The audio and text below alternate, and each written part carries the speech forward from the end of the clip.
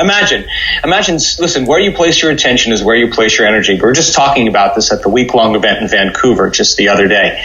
You got 1,000 people that all come to the event. Their attention is on their boss, their coworker, their ex, their husband, their kids, their everything in their outer world. They're shifting their attention all over the place. And I'm asking them to take all of their attention off of all of those people, all those things, unfold into this field and become pure consciousness. And out of anywhere you can place your attention, I'm going to ask you to place it on your heart.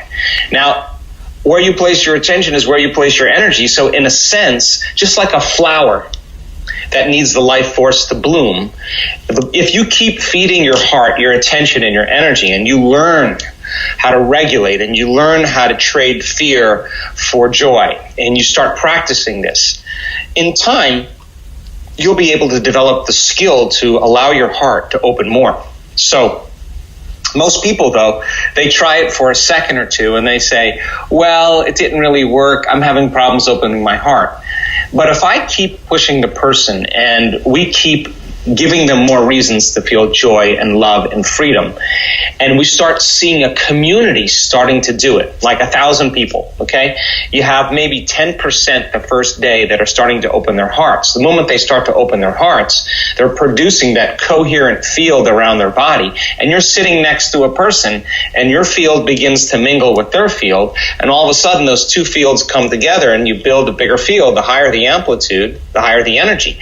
So in time, you start to see people in a community start to resonate in this frequency called love, and the heart's like it's an antenna in a sense. It begins to sense that, and it begins to open more. At the same time, they're in an environment where they're safe.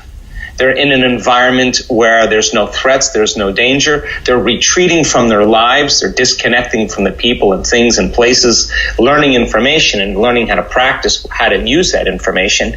Like a skill, then, they begin to notice that they're feeling more joyful. They start to notice that they feel more love. And each day there's a progression. So we start every meditation in this work by acknowledging this creative center. Why? Because it requires a clear intention, which is a coherent brain, and an elevated emotion, which is a coherent heart, to begin to produce an effect on reality. So we teach students how to create brain coherence, and boy, we have so much research to show that you can do it. And we teach them how to create heart coherence, which we just did a huge experiment just last week in Vancouver, and the result of social coherence is an amazing thing, because our research also shows that when you open your heart, the people that you're connected to within your life will feel those autonomic effects.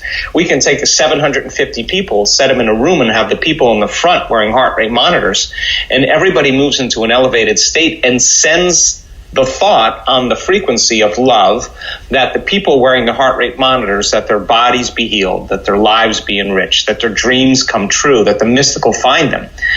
And at the exact same time, and the exact same day, and the exact same meditation, many of those people, the majority of them, go into heart coherence. They're being affected in a very non-local way. So how do you change the world? Well, you get enough people in heart coherence that not only that they're just meditating for peace, they're not praying for peace, they're the living prayer of peace. They're the example of peace. They're walking their talk. They're walking the prayer. They are a peace. They've reached that point where they are peace. And when you see people like that are unpredictable, like they're not normal in the way that everybody else reacts, they're giving you permission, because of mirror neurons, to do the same. And all of a sudden you see it's something else emerging, a new consciousness, like a flock of birds all moving at the same time, or a group of fish all moving at once.